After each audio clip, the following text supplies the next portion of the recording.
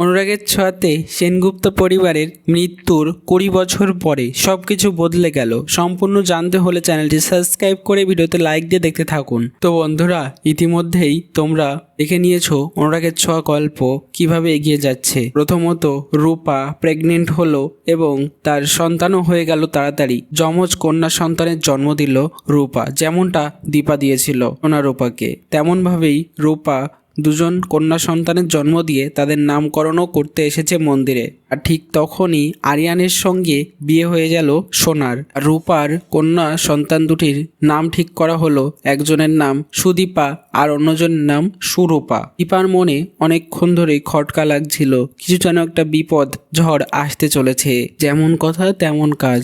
ঠিক দীপা যখন দুই সন্তানের আশীর্বাদ নেওয়ার জন্য তাদেরকে ঠাকুরের সামনে শুইয়ে দেয়, তখনই ভূমিকম্প আরম্ভ হয়ে যায়।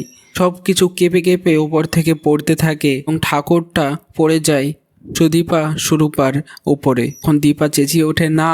আস্তে আস্তে সব কিছু ভেঙে পড়ে। মারা যায় সেনগুপ্ত পরিবারের সবাই, কিন্তু এখনো বেঁচে আছে আমাদের সুদীপা আর সুরূপা। দীপাকে ডাক্তার হতে বলেছিল আমাদের দীপা, সেই মতোই কাজ। ২ বছর এগিয়ে গেল অনুরাগের ছোঁয়া ধারাবাহিকের গল্প। সবকিছু বদলে গেছে। সুদীপা এখন সত্যি একজন ডাক্তার। মেডিকেল কলেজে পরীক্ষা দিয়ে ফার্স্ট র্যাঙ্ক করে পুরস্কার জিতে নিয়েছে। এসবি পুলিশ অফিসার আদিত্য, সে একজন নতুন নায়ক। তাকে দিয়েই সুদীপার হাতে পুরস্কার তুলে দেওয়া হচ্ছে। অন্যদিকে আমাদের সুরূপা, সে তো আলাদা রয়েছে। আর দুই বোন তো এক হতেই হবে, নারীর টানে ঠিক এক হবে, যেমনটা দীপা বলেছিল। কার কার ভালো লাগছে অনুরাগের ছোঁয়া কমেন্টসে জানিয়ে এখনই সাবস্ক্রাইব করে নাও। ধন্যবাদ।